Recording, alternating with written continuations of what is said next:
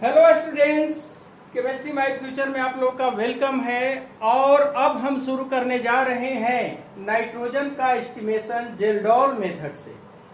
तो आज हम करेंगे नाइट्रोजन का एस्टिमेशन जेल्डोल मेथड से। इससे पहले हमने नाइट्रोजन का एस्टिमेशन डूमा मेथड से किए थे हम लोग, और बहुत सारे क्वेश्चन को भी सॉल्व किए थे। तो आज हम करेंगे नाइट्रोजन का एस्टिमेशन। तो सबसे पहले हम ये देखेंगे कि नाइट्रोजन का एस्टिमेशन जब जेल्डोल मेथड से हम कर रहे हैं तो क्या कोई ऐसा कंपाउंड है जिसमें कि नाइट्रोजन भी है लेकिन जेल्डोल मेथड से उसका हम एस्टिमेशन नहीं कर सकते। तो हाँ है। वो क्या है कि जेल्डोल मेथड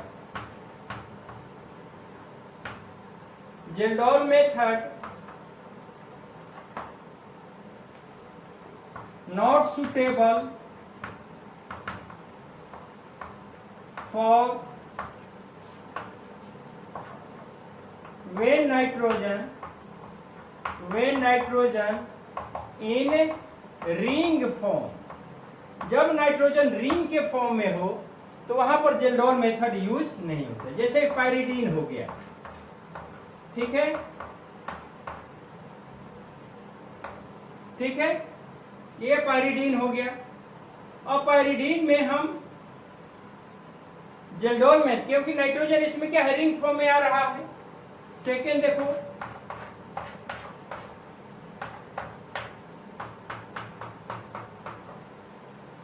इस फॉर्म में एनिलीन है, ये पाइरिडीन है, तो इसमें नहीं होगा। सेकेंड थिंग, अगर नाइट्रोजन NO2 फॉर्म में कोई कंपाउंड रहता है जहां की नाइट्रोजन डबल बॉन्ड से जुड़ जाता है, जिसे एजो फॉर्म कहा जाता है, एजो, तो इसमें जो है हम जेल्डोल मेथड से नाइट्रोजन का एस्टिमेशन नहीं कर सकते। क्लियर सी बात हो गई। अब चलो यहां पर तो हम नहीं करेंगे जेल्डोल मेथड से इसका एस्टिमेशन। अब हम देखते हैं कि देखो, इसको कहा जाता है जेल्डोल फ्लास्क। इस जेल्डोल फ्लास्क में हम कोई ऑर्गेनिक कंपाउंड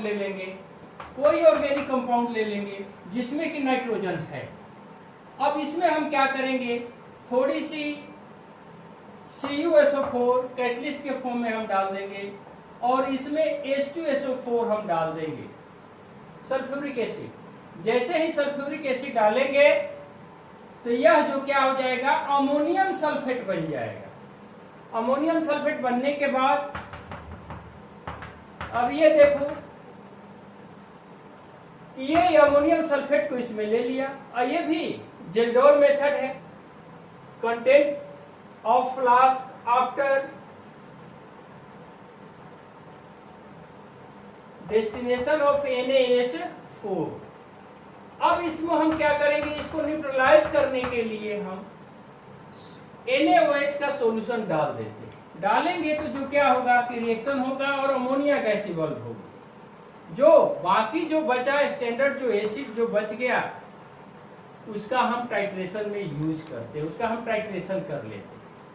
तो ये प्रोसेस होता है जेल्डोल मेथड का। तो चलो अब इस फिगर को हम मिटा दे रहे हैं और आगे हम शुरू कर रहे हैं इसकी प्रोसेस। तो जेल्डोल मेथड में हम क्या करेंगे,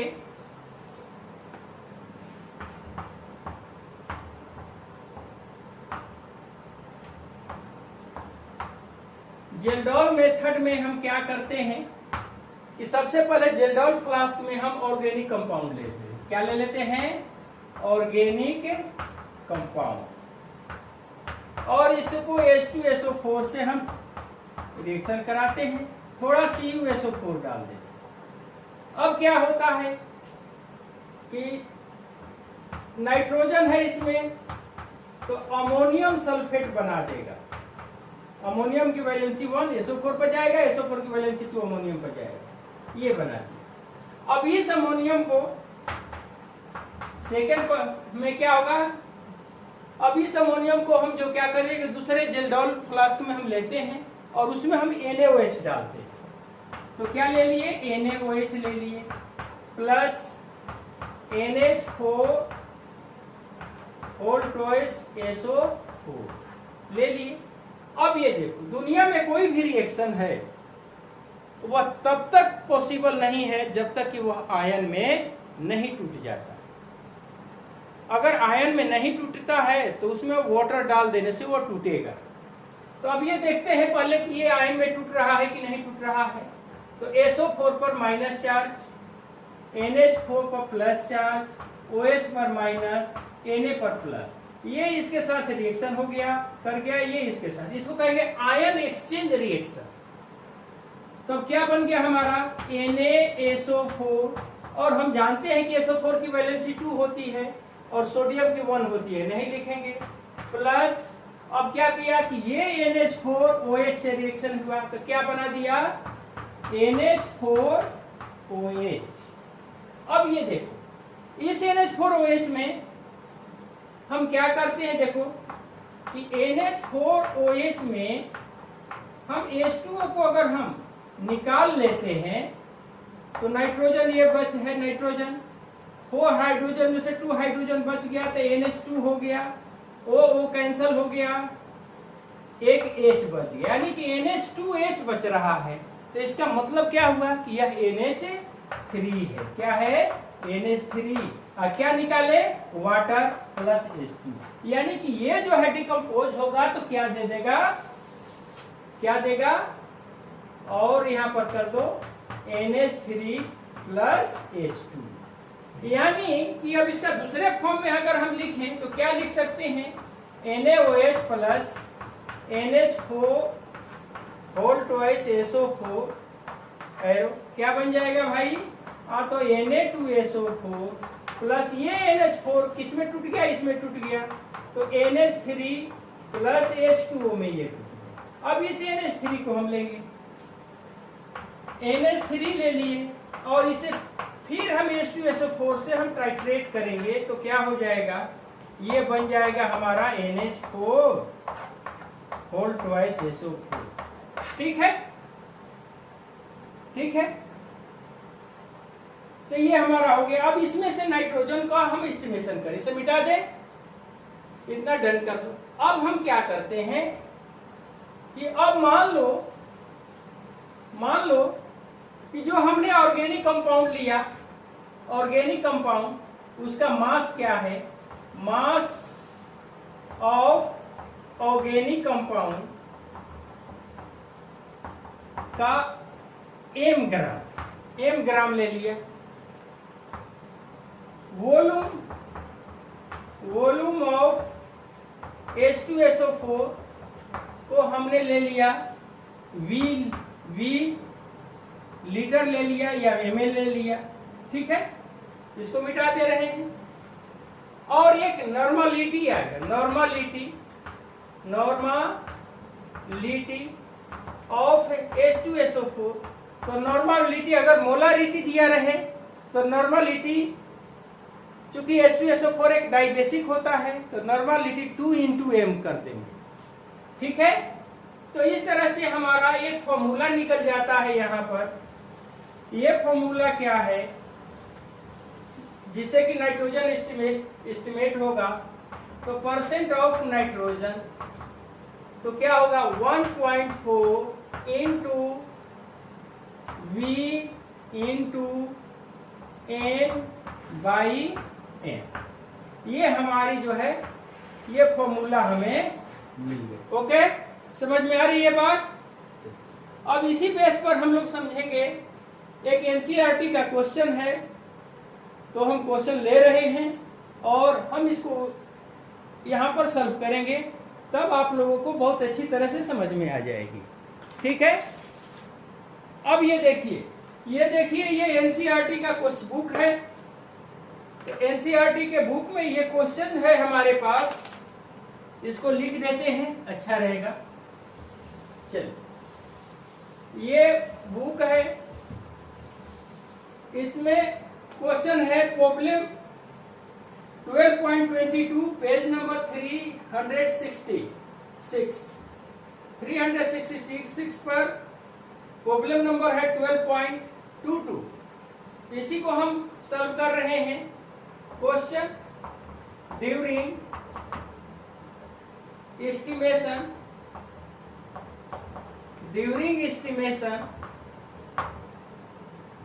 of nitrogen present in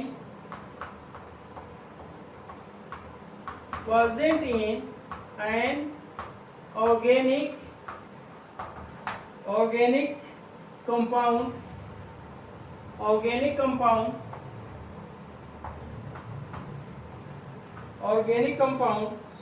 by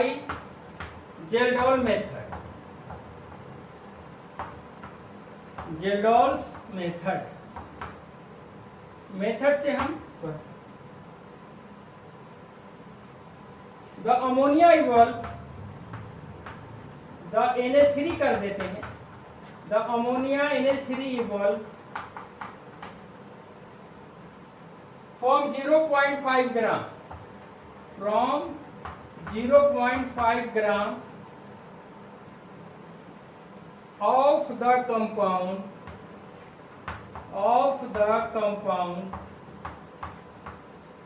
of the compound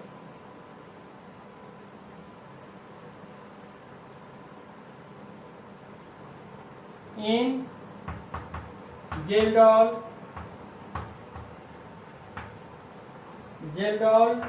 estimation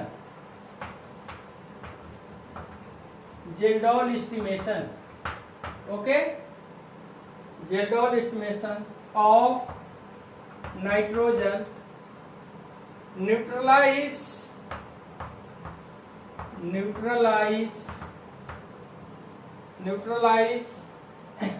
10 ml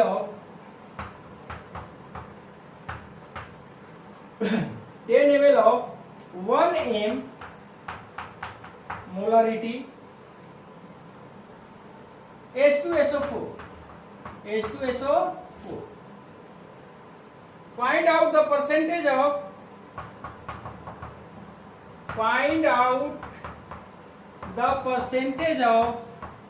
nitrogen in the compound। ये हमारे पास क्वेश्चन है। चलो अब इसको रख देते हैं। अब हम क्या करते हैं,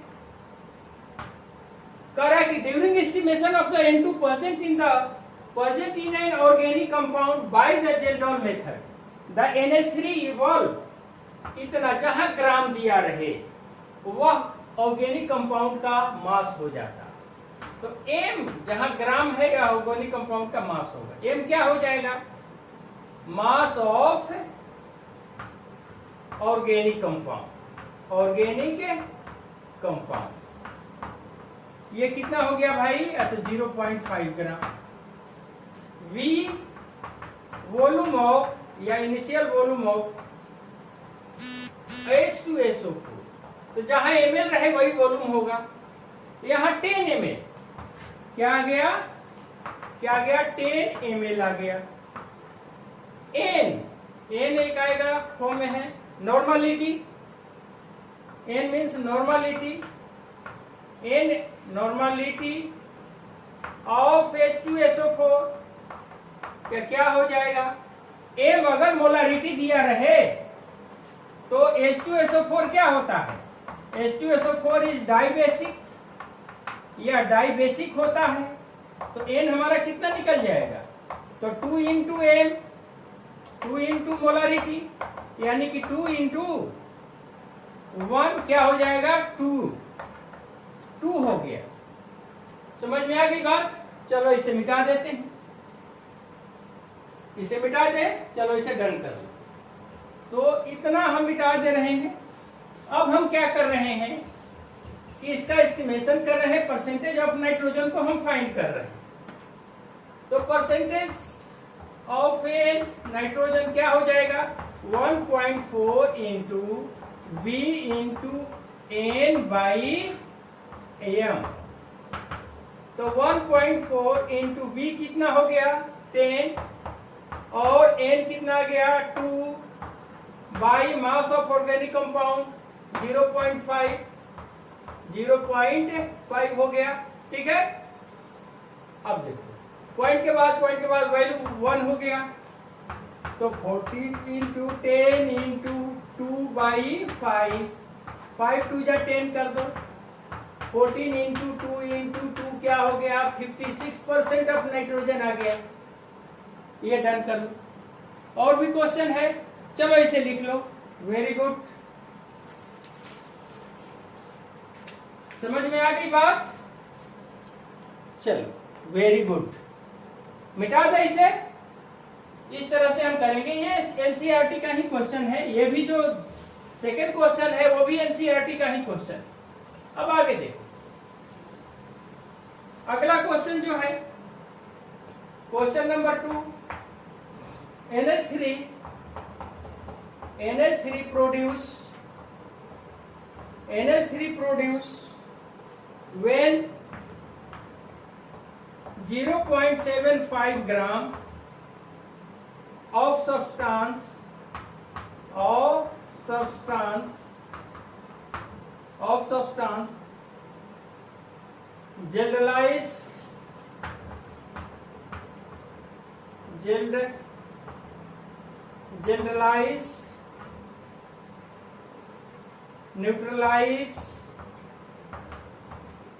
neutralized 30 cm3, जहां cm3 आ जाए, m3 आ जाए, ml आ जाए, ये सब वॉल्यूम होता है of 0.25 n।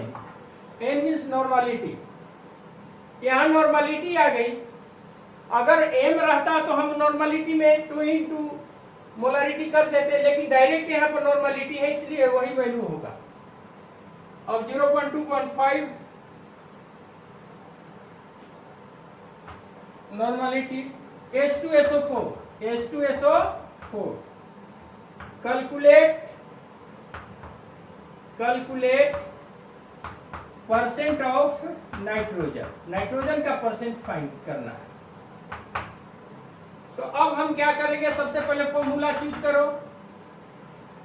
Percent of N क्या होगा, 1.4 into B into N by M. यही एक फॉर्मूला है, याद रखो। बस 2-3 फॉर्मूले दिए हैं, ये फॉर्मूला अच्छा है।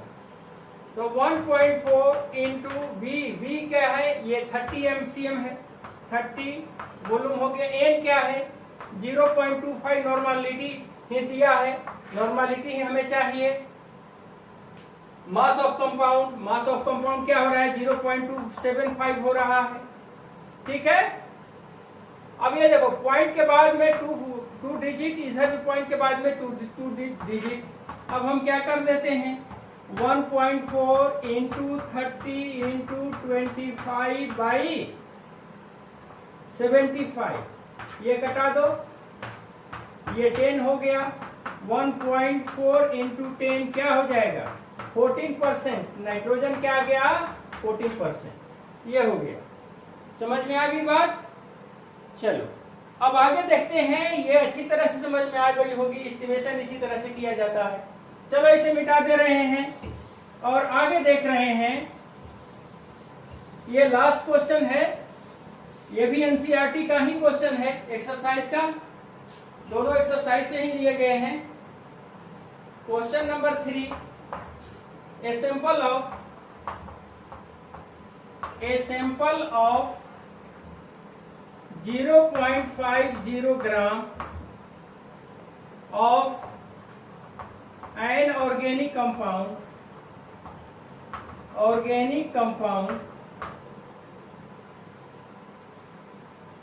was treated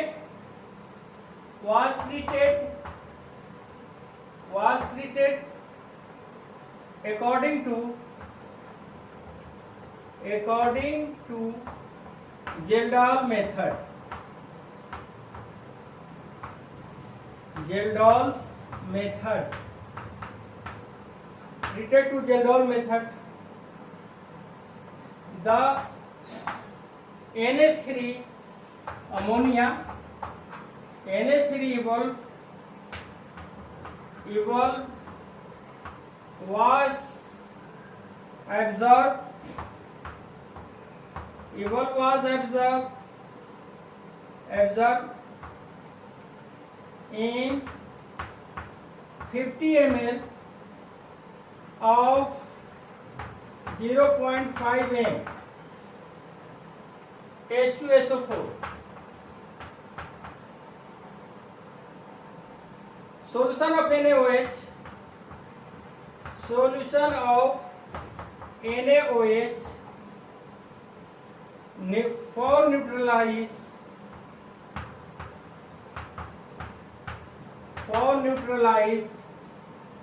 for neutralization कर दो, for neutralization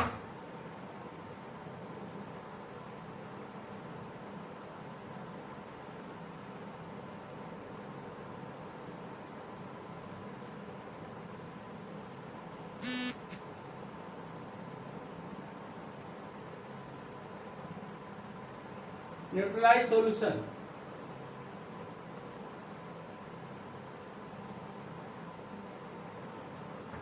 a residual acid remain require कर दो, require 60 ml 0.5 m 0.5 m of NaOH. Find percentage of nitrogen.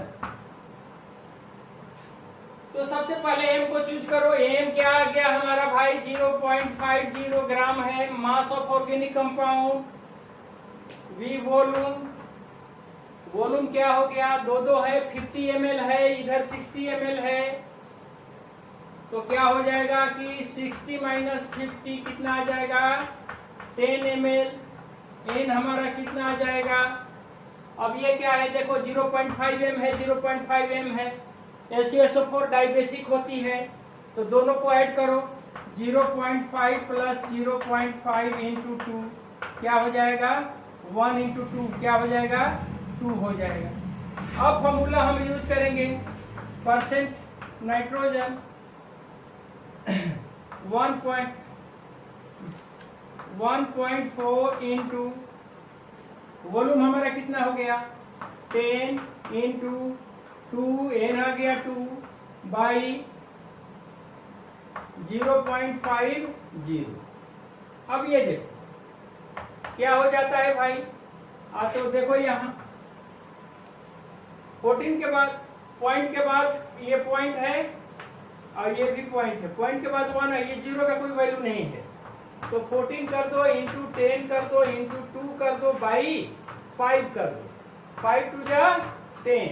अब क्या आ जाएगा? 14 इंटू 2 इंटू 2 क्या हो जाएगा? 56% हेवी आ गया नाइट्रोजन। ये तीनों के तीनों क्वेश्चन जो है वो एनसीईआरटी से लिए गए हैं, एक्सरसाइज से लिए गए हैं। आप लोगों को जेल्डोल मेथड बहुत अच्छी तरह से समझ में आ गई होगी, मुझे उम्मीद है। और आप लोग इसी तरह से पढ़ते रहें। चलिए, बेस्ट ऑफ लक।